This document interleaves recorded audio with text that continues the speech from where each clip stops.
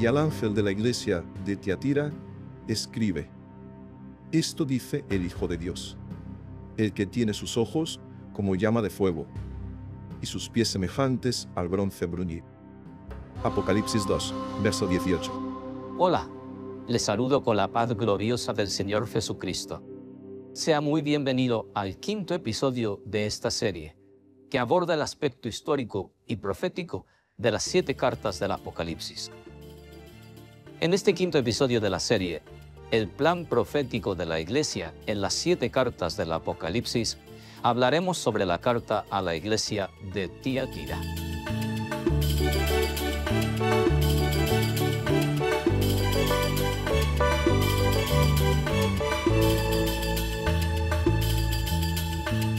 El periodo histórico de Tiatira se presume entre los años 590 a 1530, después de Cristo aproximadamente.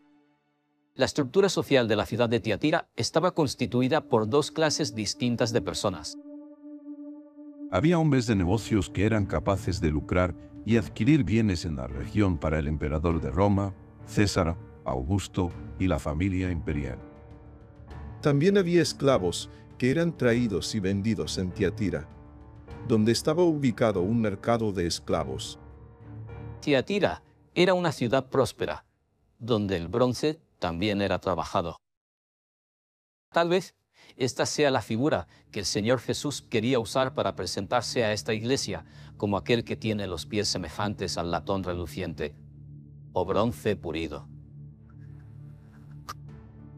Los pies que se apresuran para el juicio de la condenación del pecado, pisando la cabeza de la serpiente, el enemigo de nuestras almas.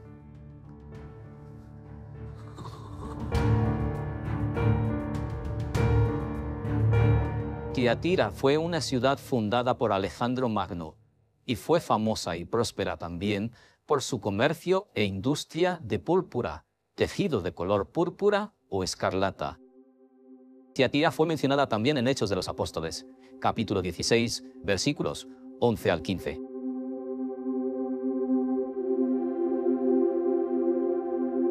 Esta referencia está ligada al nombre de Lidia, que era de Tiatira, pero que vivía en Filipos cuando fue evangelizada por Pablo. Era conocida como Lidia, la vendedora de púrpura.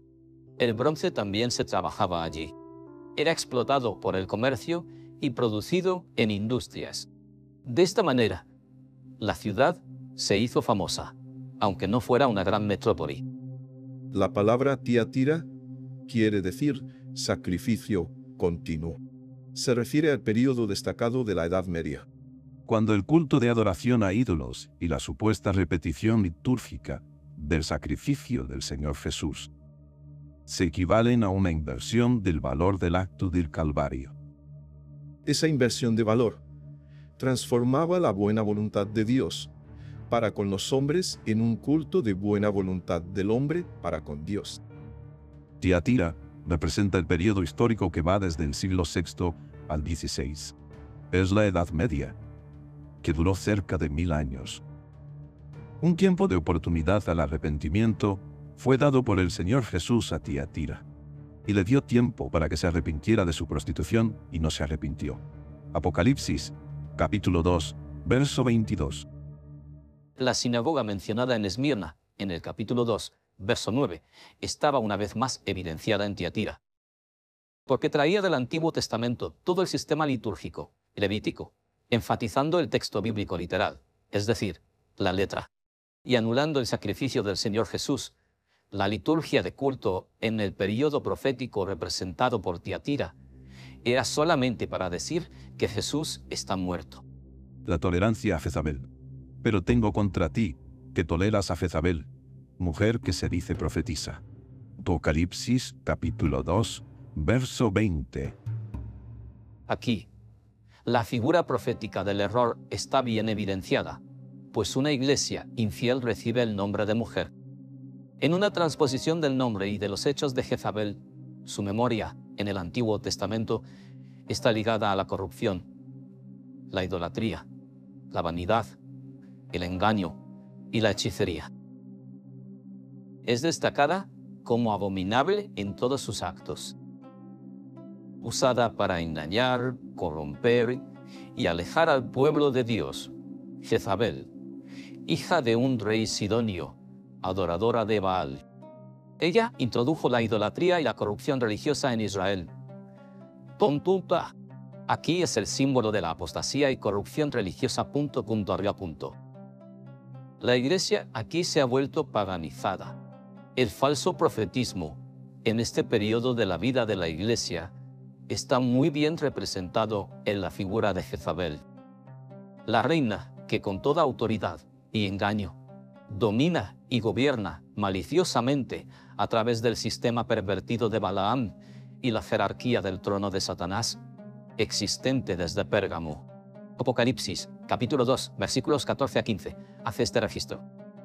En este periodo se evidencian todas las falsas doctrinas del Antiguo Testamento, las obras en lugar de la fe, la tradición de las leyes en lugar de la Biblia, el reino material apuntando solo a las cosas de este mundo en lugar del reino espiritual, la idolatría, la sed asesina y sanguinaria que el paganismo demostró en los primeros siglos contra la iglesia fiel. Ahora era instigada por la mujer Jezabel. Ella instituyó, al comienzo del segundo milenio, el martirio de los fieles. Este fue el periodo llamado la Inquisición. Nada aquí es diferente del mismo espíritu maligno que obró en Jezabel, la esposa de Acab. Recordados en el Antiguo Testamento por los textos bíblicos en los libros de Primero y Segundo Reyes.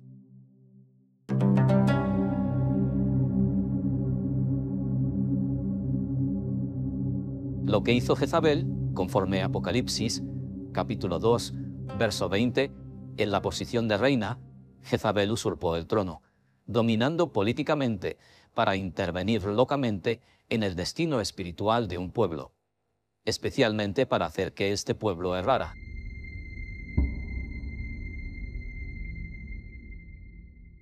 La semejanza de la estructura social de la ciudad de Tiatira, la estructura religiosa que dominó el período profético de Tiatira, creó universidades.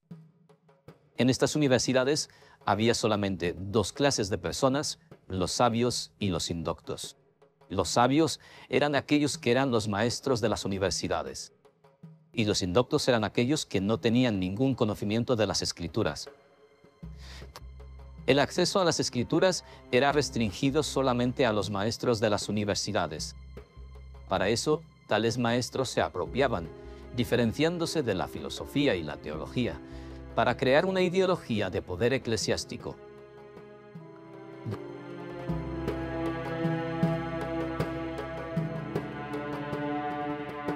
La doctrina fosilizada de Tiatira consistía en que todo entendimiento doctrinario tenía que ser usado para atender al interés de la estructura religiosa dominante.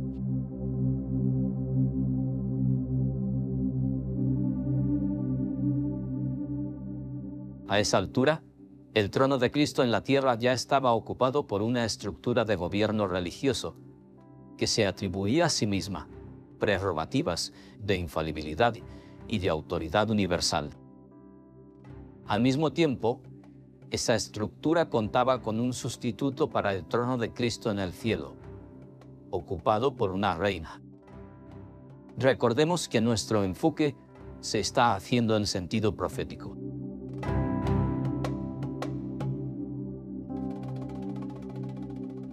El sistema de gobierno religioso de este período, establecido con Gregorio I, define de una vez por todas la secuencia sucesoria.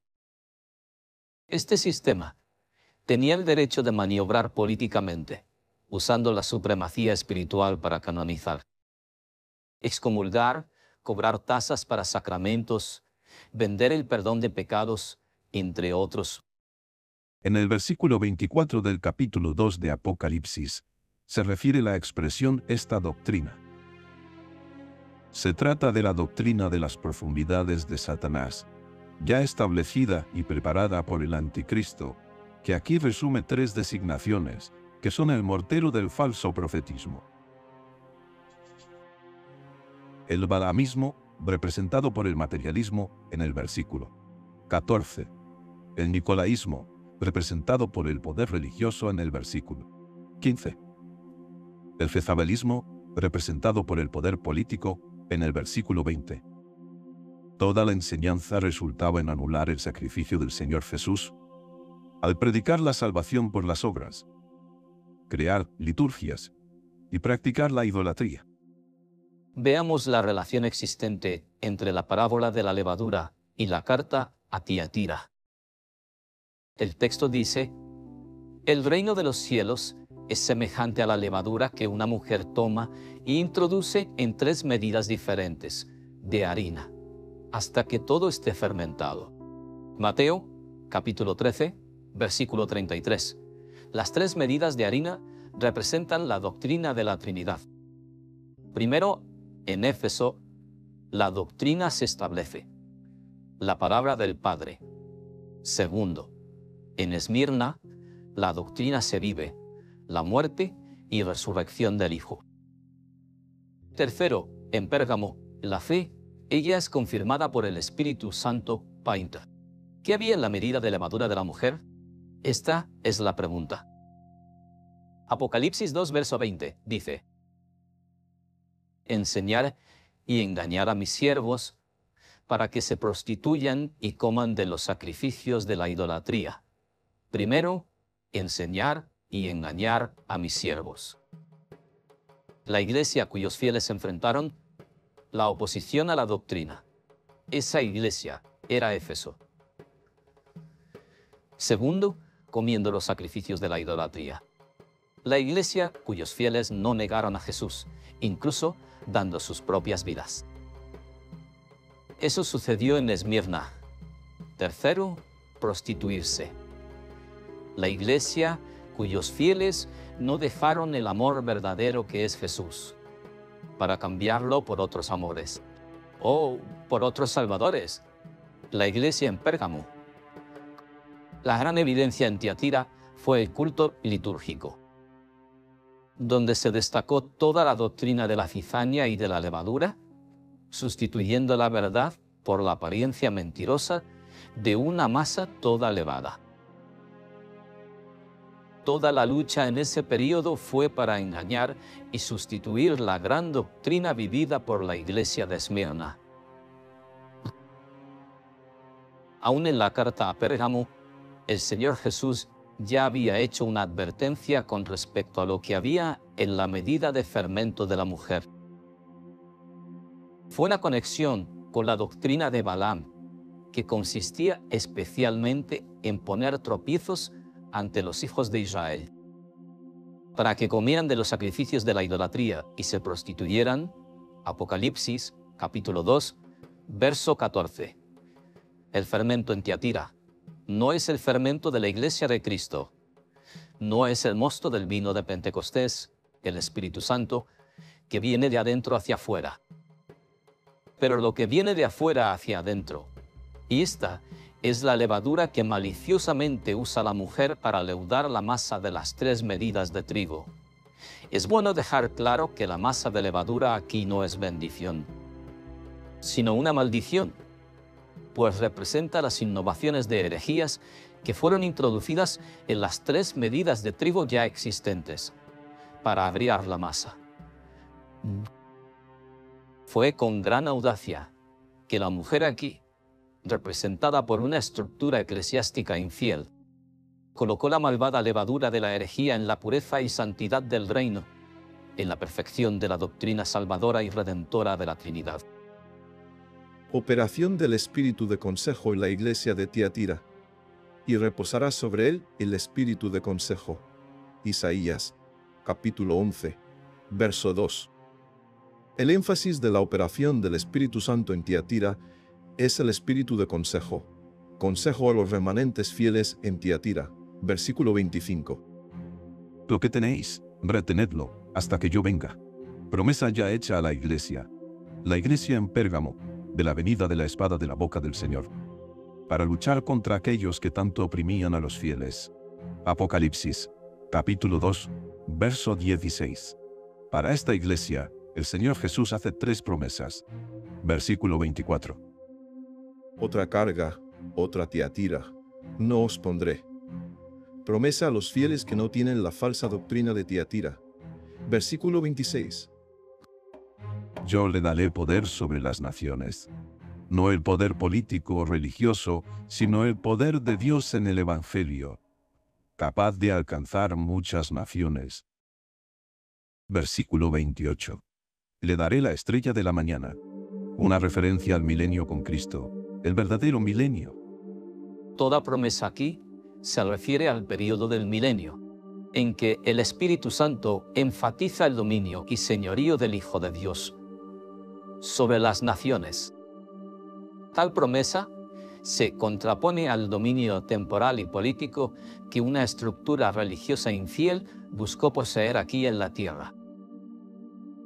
Quien tiene oídos, oiga lo que el Espíritu dice a las iglesias. Apocalipsis capítulo 2, verso 29.